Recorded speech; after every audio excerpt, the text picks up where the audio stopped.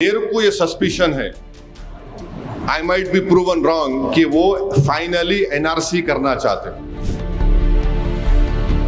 मैं फिर से तेलंगाना गवर्नमेंट से बोल रहा हूं कि आप इशू करो परमानेंट रेजिडेंट सर्टिफिकेट, पैरामीटर्स बनाओ। आप याद रखिए, अगर बाद में फाइनल लिस्ट आने के बाद आप आके हमको अरे गलत हो गया, साजिश हो गई, ये सब बातें मत करो।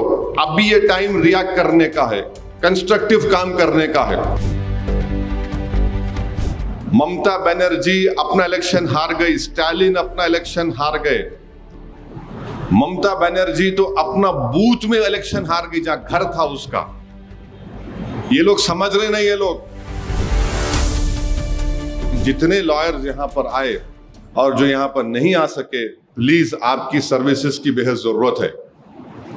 अगर आप लोग आगे बढ़ेंगे, ड्राफ्ट लिस्ट आने के बाद आपको ये बहुत बड़ा अजर मिलेगा अल्लाह सुब्हाना ताला के पास से, क्योंकि ये आपको अपनी काबिलियत दिखाना है और जेन्युइन वोटर को उसका राइट मिलना है।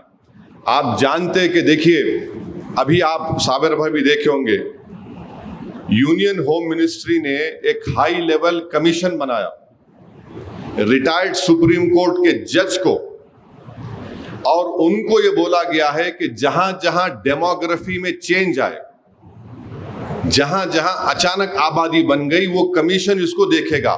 और तीसरी बात जो अमित शाह ने वो मीटिंग ली, उसमें कहा कि जो नाम एसआईआर में जो 6 करोड़ नाम एक्सक्लूड हो गए, वो उसको भी चेक करेंगे।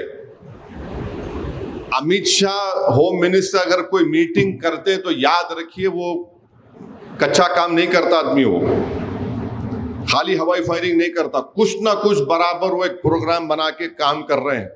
और मेरे को ये सस्पिशन है, I might be proven wrong, कि वो फाइनली एनआरसी करना चाहते हैं, क्योंकि ये high level commission of inquiry है, रिटायर्ड सुप्रीम कोर्ट जज है। अब वो बोल रहे कि जहां पर अचानक आबादी बढ़ गई, वो कहीं बाहर से तो नहीं आए, जहां पर अचानक हैबिटेशन बढ़ गया, यानी इलाका बढ़ गया, नहीं हुआ। रिटायर्ड सुप्रीम कोर्ट जज को बिठाकर वजीर दाखिला मीटिंग ले रहे हैं। तो इसीलिए मैं कह रहा हूं सबसे, ये एसआईआर एक आसान काम नहीं है, और ये खुल के बोल रहा हूं, ये इंक्लूसिव एक्सरसाइज नहीं है, ये एक्सक्लूजन के लिए बनाया गया है। मगर हम क्या करेंगे, हमको करना है। सुप्रीम कोर्ट, आप जानते हैं, सुप्रीम कोर्ट का जजमेंट लॉ बन जाता है। तो इसलिए हम तमाम को मिलकर ये काम करना बेहद जरूरी है। मैं फिर से तेलंगाना गवर्नमेंट से बोल रहा हूं कि आप इशू करो परमानेंट रेजिडेंट सर्टिफिकेट, पैरामीटर्स बनाओ। आप याद रखिए, अगर बाद में फाइनल लिस्ट आने के बाद आप आके हमको अरे गलत हो गया, साजिश हो गई, ये सब बातें मत करो। अभी ये टाइम रिएक्ट करने का है, कंस्ट्रक्टिव काम करने का है। तो हम उम्मीद करते हैं कि हमारे यहाँ पर इस बात का डिमांड हम इसलिए कर रहे हैं ताकि गवर्नमेंट को मालूम हो सके, और ये गवर्नमेंट समझो इस बात को। ममता बनर्जी अपना इलेक्शन हार गई, स्टालिन अपना इलेक्शन हार गए। ममता बनर्जी तो अपना बूथ में इलेक्शन हार गई जहां घर था उसका। ये लोग समझ रहे नहीं, ये लोग मजलिस को बदनाम क्यों करते? अरे इन्हों एक्साइटमेंट में आ जाते। अरे भाई, एक्साइटमेंट नहीं है, दूध का जला छाछ को भी फूक फूक के पीता ना। पूरे बिहार में मैं देख के आ रहा हूं। तो इसीलिए ये लोग समझ रहे नहीं बेचारे, खाली एक meeting, review meeting, review meeting. अरे रिव्यू मीटिंग क्या होता जी?